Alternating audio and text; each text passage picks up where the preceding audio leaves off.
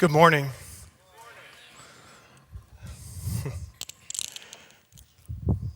I do things a little different. I'm a teacher, so I have my computer. That's what I work off of. For those of you who don't know me, I was a former student pastor here at Life Point Fellowship, and my name is Cody McDonald. I'm an AP computer science teacher and the head basketball coach at Victoria West High School. And so this March Madness theme fits so great in with who I am. I believe that next Thursday through Saturday, which is the round of 64 all the way until the crowning of who will go to the Sweet 16, it should be a national holiday. It's the greatest postseason in sport. And if people try to argue that the Super Bowl you're just about commercials. It is absolutely. It's one of the only times that you can see true underdog stories come to life and actually work through. You see teams like VCU from about 10 years ago now and Butler go to the Final Four. Usually the rich get richer. But in March Madness, at some point, Texas A&M University Corpus Christi gets to play. Let's go Islanders. That's what I'm talking about. Okay, and until they lose, they get a chance to act like they're going to be champions. They are champions. They won the Southland Conference in whatever, UIL 5A school that is. And so it's nice. I'm really blessed to work where I work at West, and I have to start from there. I have a phenomenal staff, and there's a group of young men that I get to work with on a daily basis, and it's kind of cool coming here and seeing, Coach McAngus is who hired me as a basketball coach and gave me my opportunity, and see Mrs. Edge, who invested heavily in me in the time that we were she was at West. And through the past 11 years at West Basketball, we've developed a really unique culture within our program, which is just simply defined as family. If you come to our games, where people normally have their names written on the back of the shirts, ever since Coach Erskine started this program, our shirts say family.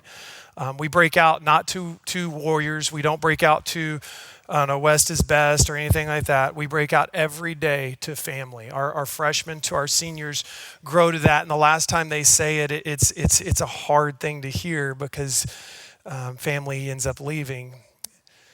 And our family mentality is built on the idea that while we might not be producing future NBA stars, although if there are any in the community, they can definitely come to West, we're helping develop future fathers and husbands. And we focus on 5 character foundations that we think are at the heart of biblical foundations for growing young men.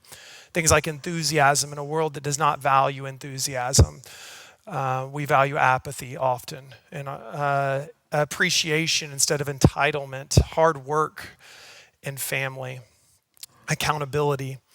In this process, I'm lucky to meet some, like I said, extraordinary kids and have some amazing successes and heartbreaking defeats and just a whole lot of fun. And throughout this time, I find that each year, my players and my coaches end up investing way more in me, and I end up growing way more than I could ever expect them to grow.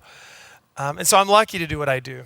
And then Les approached me about preaching this week, and it was on March Madness, and I was like, yes. And he said, it's about emotional and mental health. And I thought, yes, this is a perfect topic for me. I was built for this sermon. As a basketball coach, I am the shining example of emotional stability. You're behind, Trent. You lost your chance, yeah. My buddy at the Advocate, Sam Fowler, if you ever have a chance to read his articles, they're amazing. He really invests in our kids heavily. He captioned this: West head basketball coach Cody McDonald is asking a question to a referee. I don't think that's what I'm doing. I told Les, I said, man, I'm not sure if I'm the best voice for this. Honestly, a lot of my players' parents come to this church, and they see me in less than nice hours, Their kids in even less than nice hours than that, and I have to confess a little bit. So I come as a coach more than a pastor. We'll just say that. That'll make me feel better.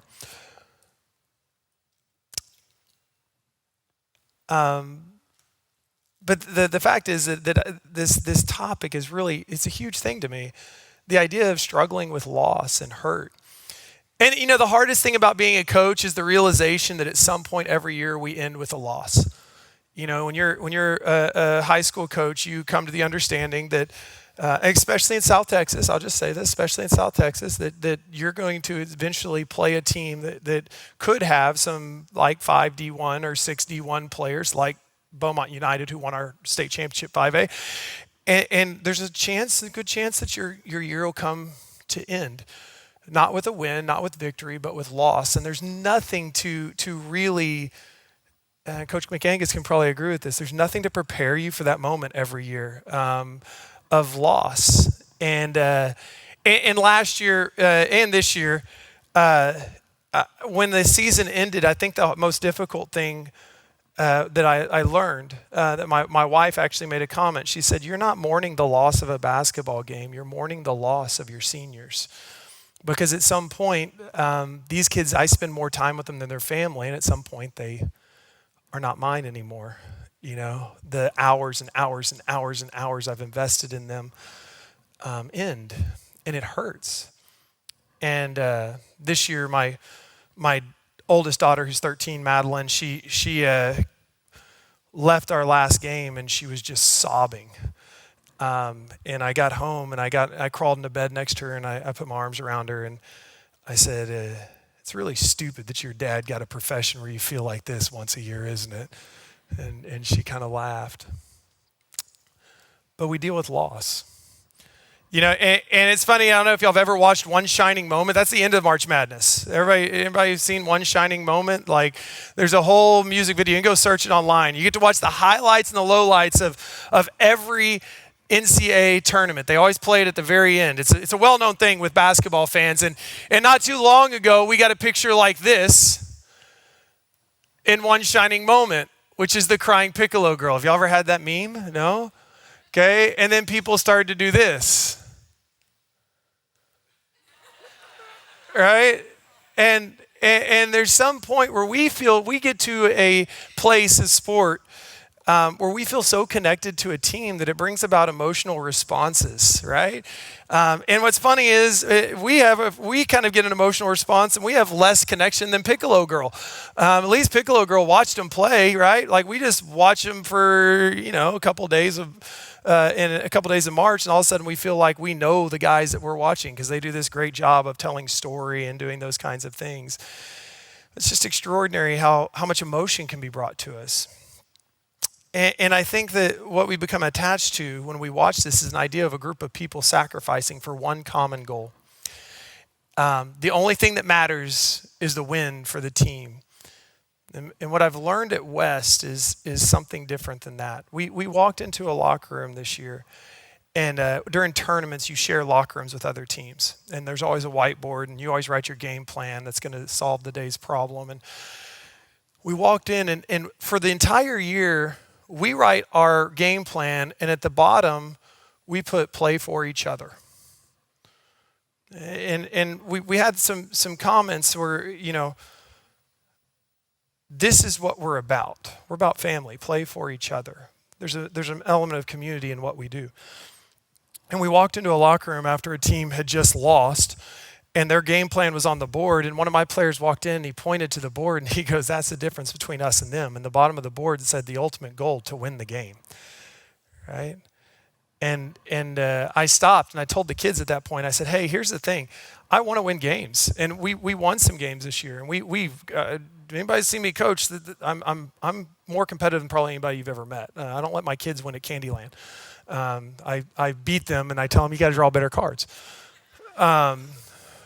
But I tell our kids, sometimes you can't control the win or the loss. Like, you can control the factors that we can control, but you can't always control whether the ball goes in the rim or not. We lost a game this year, the last game we did, and we had 5 shots within 10 feet of the basket, shots that normally went in, and they just didn't. They were good shots, and the kids executed what they were supposed to. We held a team to 37 points in regulation and 41 points in overtime, or 45 points, I can't remember now, and we lost. And you had to kind of sit with it and go, I mean, there's things we could have done different, but did we play for each other? That's the thing I know that we can accomplish each time. And And we're going to kind of look in a story today and start trying to or into some scripture today and start trying to think about this concept. What does it mean to deal with loss, to deal with hurt, to deal with stress? What does it mean to deal with the emotions that we have in the world today? And what we learn is that when we do things for each other, we're truly successful. When we learn to stand in the gap for each other, we're truly successful. My players do that when I'm upset at an official, like what you saw earlier, because I've taught them that they don't get to talk to officials. When I start to talk to officials, a lot of times they grab me on the shoulder and they say, "Hey, coach, next play. Next play." Sometimes I say, sit down and shut up. No. My staff, there was a point this year where I was out, and we work together. We are a family. It's not, I say my staff, our staff, when I was out, took over the program and worked us through district games. It's just what we do. We step in the gap for each other. And I really love the fact that Les has chosen to tackle truly difficult subjects for the church today.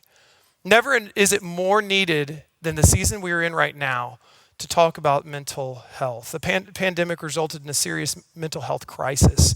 I ran across a comparison study from an organization that was comparing some surveys from the CDC and then some surveys from that were before the pandemic, and then a survey from another government agency from right in the middle, January 21, and it was talking about adults who had identified with having an anxiety or depressive disorder, having symptoms of things that we consider to be mental health problems. And in January of 2019, the CDC compiled some results that reported that 10.1% of adults identify with having an anxiety or depressive disorder.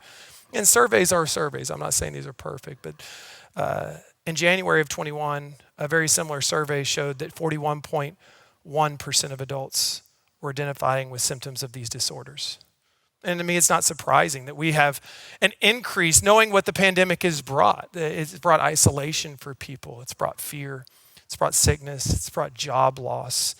It's brought pain of losing loved ones, right? In the midst of this, we've had some crazy seasons of turmoil as far as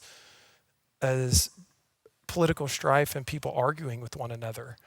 And relationships have been broken over things that it shouldn't be broken over. And we find that our world is isolated in some ways. You know, we're at the crux in our country today where we need to realize that the effect of everything that has taken place in the past few years will take a long time to recover from. As a teacher, I realize that the students who are seniors in my class have dealt with Harvey, a major hurricane. And then their sophomore year, that was, I think, their 8th grade year. Their sophomore year of high school got cut short due to the pandemic. We went home. Everybody stayed in their house, and we tried to do online learning. And then the next year, we had this kind of hybrid of coming to school and not coming to school. We had arguments and political tension. We had arguments over COVID itself and what the pandemic had brought. And these young minds were isolated in many ways. My kids have not, some of my young ones have never gone to school without a mask, right? They don't know that the world outside of that. I can remember when not too long ago, when we first came out and it was like, we felt like it was comfortable for our kids to go to the store with us, that my kids were so excited because they hadn't seen HEB or they couldn't remember it. You know what I'm saying? And we have to realize that not only has that affected kids, but that's affected us. It's isolated us. It's put us in situations where we are probably more stressed than any generation before us. There's a tremendous need for the church to address coping with mental and emotional stress. And as I prepared for this sermon, I was quickly drawn to my own battles with anxiety. Before the pandemic even happened, there's people in here who actually know my medical history, and I've dealt with a whole lot of things. And in the midst of that, I was about 4 years ago, I was dealing with some really serious stress related to a job, and I'd moved away from here, and I was on the verge of moving back to Victoria, and there's a lot of things that happened where I was with people I loved and with my job itself. And I started to have tics, like twitches in my muscles, and it took over. Like it took over my mind. All I could think about was this. And if you've ever been in a situation like that, it just gets worse, right? And I started to worry that I had a very serious illness, and it overwhelmed me to the point where I struggled to get out of bed at one point. I was in the lowest of lows in 2019 in June, where I truly didn't know if I was ever going to recover. I felt like this was going to be the rest of my life, that I wasn't going to live a normal life. I had seen mental illness in some family members and watched them battle and struggle and watched how it hurt my family, and I thought, that's going to be me. That's me. I didn't know how my marriage was going to make it. I didn't know how my kids were going to see me. All they could see was their dad scared all the time, anxious all the time, not able to get out of bed.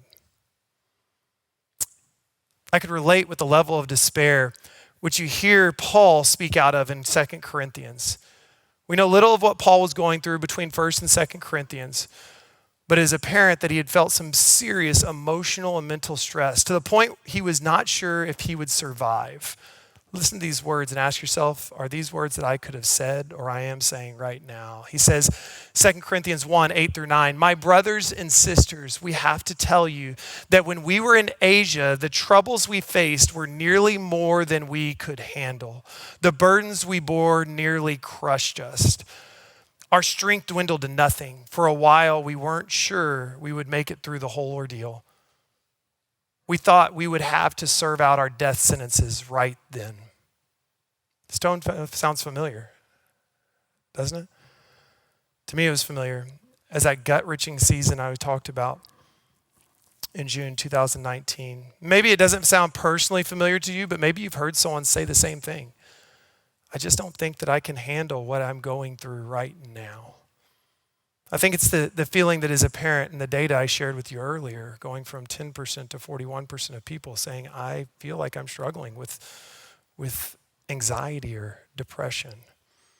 Unfortunately, I believe the church has responded to feelings of mental and emotional hopelessness in a couple of ignorant ways. At times, people are told that their feelings aren't valid, that you should have joy, and joy should be the way you are, and you can't have these feelings where you feel like you can't get out of it. That's not right. Something's wrong with you, that they should be ignored. At times, people are told that these feelings are a result of their lack of faith or sin and are made to feel guilty. And at times, we look at people at this level of despair and we tell them to pick themselves up by the bootstraps and get better. We say things like, God will never give you more than you can handle. I'm not saying that's not true. But there's a difference between true and the right time to say something. We realize that in this moment, when someone's at that point of despair, that's probably not the most helpful thing to say. So what do we do? How do we approach it? I'm not saying that there's not a purpose in suffering or what you're saying about God not giving you more than the handle is true, but Paul himself goes on to show that God did get him through this struggle and identifies that there was purpose in it. But just remember, as we read this in 2 Corinthians 1, 9 through 11, this is after God has pulled him out of the struggle. It's a lot easier to see what God has done after he's done it. Sometimes we want to just tell people, we try to fix it. And so in 2 Corinthians 1, 9 through 11, it says this, we thought we would have to serve our death sentences right then and there. As a result, we realized that we could no longer rely on ourselves and that we must trust solely in God, who possesses the power to raise the dead. Miraculously, God himself delivered us from the cold hands of death. We again place our hope in him alone, and we know he will deliver us. Join us in this work. Lend us a hand through prayer so that many will give thanks for the gift that comes to us when God answers the prayers of so many. And so he does come to a point where he says, hey, God's the one who does this. God has this power to raise from the dead, and God is going to make the stress and the emotional distress that you're dealing with at the current moment, he's going to care for it. But how he cares for it probably isn't through words that don't bring the depth of what an emotion is to meaning. What I find is that we're often very uncomfortable with suffering, whether it's our own or someone else's. Do y'all agree with that? So we try to Band-Aid it with quick fixes. If there's anything I've learned in 16 years of marriage, I think it's 16. She's coming at 11 o'clock. I better get that right. It's that you don't solve every problem. You don't have to solve the problem. Sometimes you just got to be there. I don't know if any husbands around here are kind of shaking their heads. I've tried to solve a lot of problems in my day. It's one of my wife's biggest pet peeves. And she'll tell me, I don't want this solved. Women are so perceptive in this. I just want you to listen. Right? I just want you to listen. And the whole time she's talking, I'm thinking about, how am I going to fix this? That person at work's being rude to you? Well, how am I going to fix it? I can't. Right? But that's my go-to. Because it's easier for me to come up with a solution. Not easier for her. Paul, on the other hand, gives us this great picture of one of the ways we were created to work through anxiety, hurt, and suffering. And I kind of skipped ahead. I started at 8 through 11, but I want to look at what I think is the way that Paul actually made it through this time in which he felt crushed. If you look later in 2 Corinthians, he talks specifically about beatings and about imprisonment and about the letter, 2 Corinthians, is one of Paul's most authentic, heartfelt, like raw letters where he says, this is everything that's been happening, right? And so how did Paul make it through? In 2 Corinthians 1, 2 through 7, he says this, may grace, he's bringing his introduction. He says, may grace and peace from God our Father and the Lord Jesus, the Anointed One, surround you. May peace surround you. All praise goes to God, Father of our Lord Jesus, the Anointed One. He is the Father of compassion, the God of all comfort. Starts by identifying God as the God of all comfort. And then he says this, he consoles us as we endure the pain and hardship of life so that we may draw from his comfort and share it with others in their own struggles. For even as his suffering continues to flood over us, through the anointed, we experience the wealth of his comfort just the same. If we are afflicted with such trouble and pain, then know it is so that you might ultimately experience comfort and salvation. If we experience comfort, it is to encourage you so that you can hold up while you endure the same sufferings we all share. Remember that our hope for you stands firm, unshaken and unshakable. That's because we know that as you share in our sufferings, so you will also share in our comfort.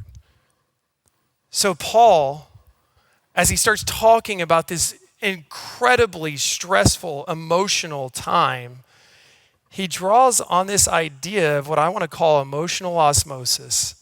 I'm not a science teacher. He says that there is something to be said for us sharing in each other's sufferings and comfort. That somehow that two people coming together and experiencing pain and loss will lighten the load. That there's a spiritual relationship that happens there. Over the course of my time as a coach, we've had a few really difficult seasons of life in which we've either lost a player or we've had a player lose a parent. And during these times, kids have no idea what to do. Usually adults don't either. We try to fix it, right? And I have the chance at these times to kind of try to help kids understand it because they've never experienced loss before. And my encouragement to them is to just simply be present. You don't have to say something that's going to fix it. It's probably easier to say, I know I can't fix it, but I'm here. You see, the presence of someone in these times seems to spread the emotional load, a sort of emotional osmosis. This is how we were wired. It's exactly what Paul is drawing on in this scripture. This is a nature and law of life. Presence and community distribute the pain. Suddenly we realize that we are not having to carry these burdens ourselves. We don't have to answer, just be present in other people's lives. I truly believe when we see the creation of Eve in Genesis, we discover something fundamentally true about humanity. God says, it is not good for man to live alone. Everybody's heard me preach before. It's something I talk a lot about. I don't think that's just a development of we need man and woman. That is a fundamental statement of humanity. You are not meant to live by yourself. And when you are isolating yourself, you are stripping parts of your humanity. In truth, I saw something last night that I thought was really interesting. It was a pastor, and he was saying, at the fundamental level of life, that we have particles of being, of existence. We have particles, and then particles live in relationship with another, and that relationship becomes atoms, and atoms live in relationship with each other, and that becomes cells, and cells live within relationship with each other, and that becomes us, and we live in relationship with each other. The Trinity is a relationship. How much of what we see is built around community? And how often do we isolate ourselves in not realizing that it is community that we were meant to live? So when we talk about emotional and mental health, I would ask, are you trying to carry a burden on your own?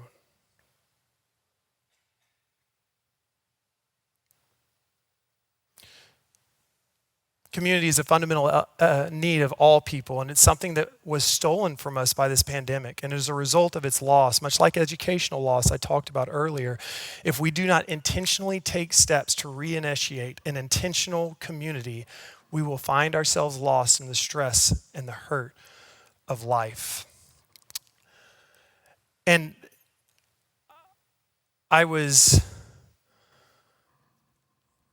thinking about this, and it reminded me of, and I'm pulling up, I forgot a book at home. I was really good. I forgot a book at home, and I forgot something else at home. But it reminded me of a conference I once went to with a pastor named Rob Bell.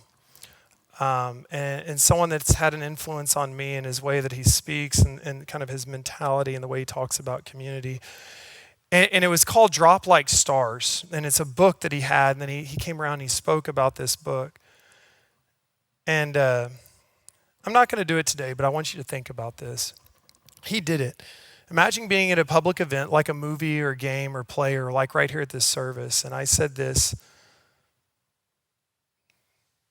please stand if you've been affected by cancer. What do you think you'd feel in those moments? Compassion, empathy, solidarity, connection, love. A setting of strangers, and yet you mention cancer, a specific suffering, and there's instantly a bond. And he did this at this thing. We wrote down on a card, I know how you feel. And we wrote it with our left hand. He talked about it, he saw someone break their right arm, and so he tried to write with his left hand just to be like solidarity with them.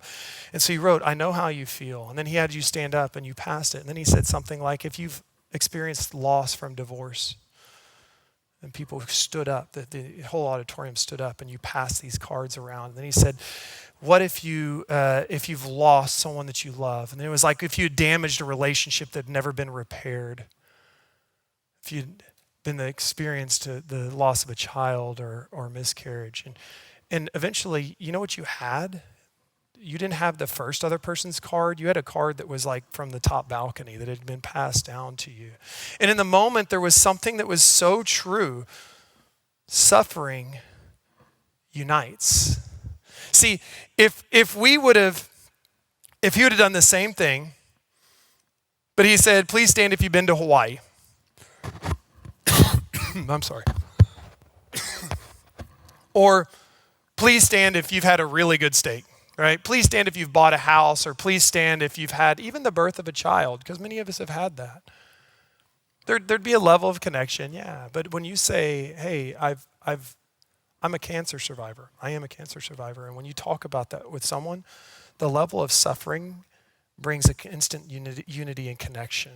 It's the way we were wired. Because as Paul said, we were wired to carry these things together. Right? And in a world, in a society where isolation and individuality has become more and more and more a part of our story, we sometimes can't handle suffering because we don't do it together. You know, he went on to say this, and it kind of blew my mind when he said it. He said, "Is this why people wear crosses around their neck?" The first Christians insisted when Jesus died on the cross that this wasn't just another execution by the Roman Empire. They believed this was the divine in flesh and blood hanging there on the cross, bloody, thirsty, suffering. A God who is not somewhere else, remote, detached, distant, but among us, feeling what we feel, aching how we ache. Is the cross God's way of saying, I know how you feel?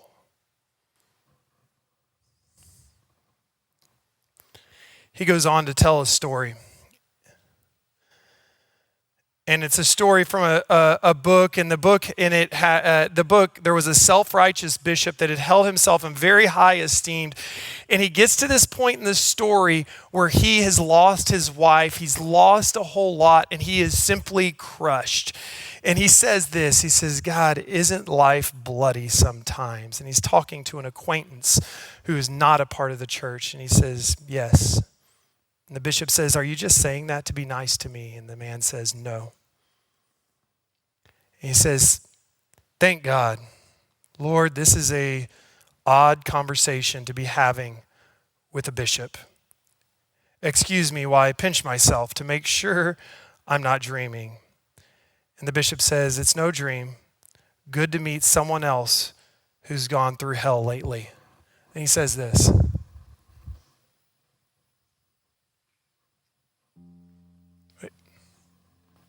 Do you have it, Trent? Isn't it wonderful? It's talking about suffering. It makes all the difference to know that there's someone else screaming alongside you. And if that's the point of the incarnation, I can see that so clearly now. God came into the world and screamed alongside us. Interesting idea, that. Perhaps that's why people across religious spectrum for thousands of years continue to identify with the cross. It speaks to our longing to know that we're not alone, that there's someone else screaming alongside of us. And as I started thinking about what this means, and it kind of hit me that suffering is what unites us with each other. And ultimately, it is also a way in which we can understand Christ. This understanding of the incarnation is very, very deep. I've had trouble with the cross during my life, thinking about what that moment meant. Like, I'm not really good with mystery. And there's an element of mystery in what we do, in what we believe, and what we, but when he said this, there's something that became very, very real to me. The cross is a place where God is with us, screaming, I know how you feel. I'm offering you hope. The cross is the place where God, who created the universe, is getting low. He's getting down on our level, like I do with my kids sometimes, saying, I understand pain and loss and frustration and disappointment and uncertainty and death. It is the moment in history in which God's suffering becomes our comfort.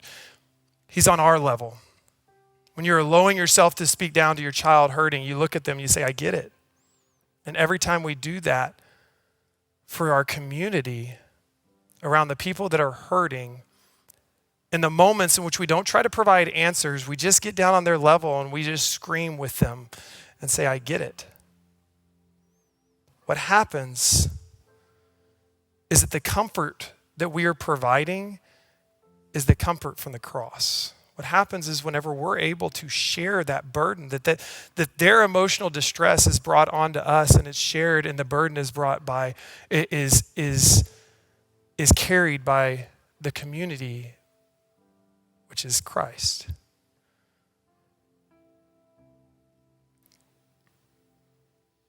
The way that Paul talks about this, he says we're drawing from his comfort and his suffering in 2 Corinthians.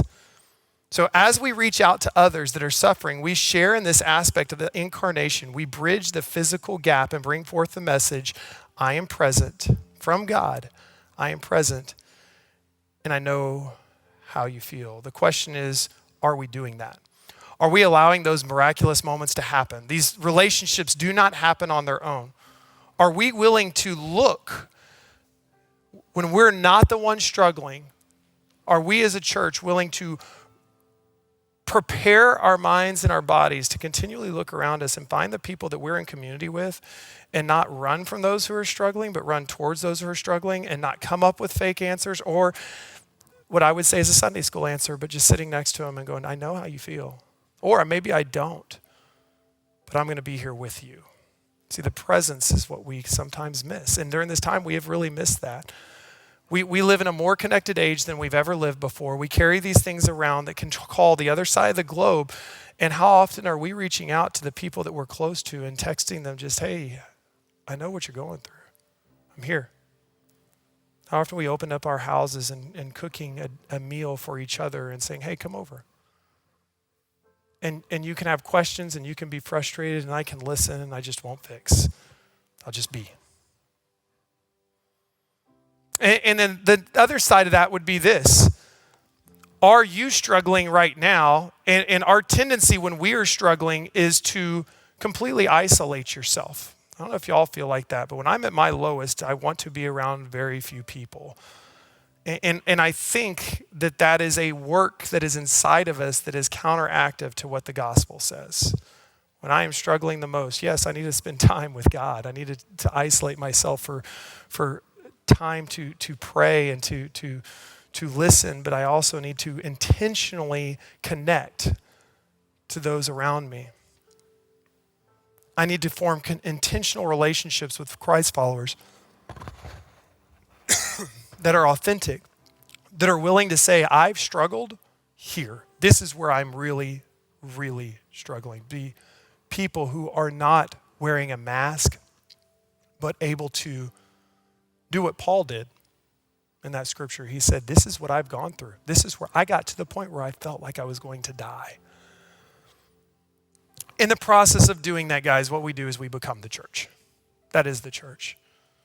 In the process of doing that, we see the incarnation of Christ. In the process of doing that, not only is the life of the person who is struggling transformed, but the life of ourself is transformed. It's a pretty simple subject. It's a pretty simple concept.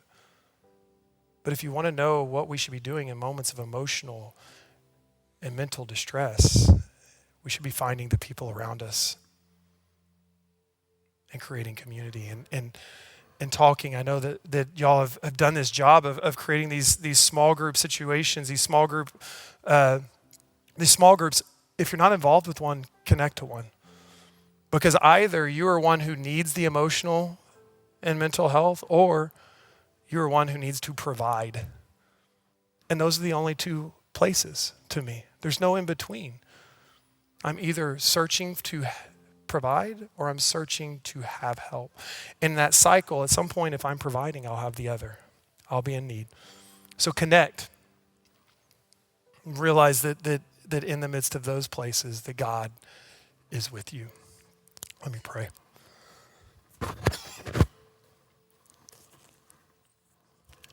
God, I come to you today just to thank you for this community. I thank you for the way that you reach down into our life and you show us how present you really are through the presence of other people around, through the people that you've poured your spirit, your heart into. And there are people here today who are hurting, who are in the midst of distress that they can't even communicate. May they come into contact with someone close who can just be present. And may the people who are in here and are not in that season of life, may they start to have eyes to see and ears to hear those who are longing for your presence. And in the midst of that, God, may we bring the gospel to all people. I pray all these things in your name. Amen.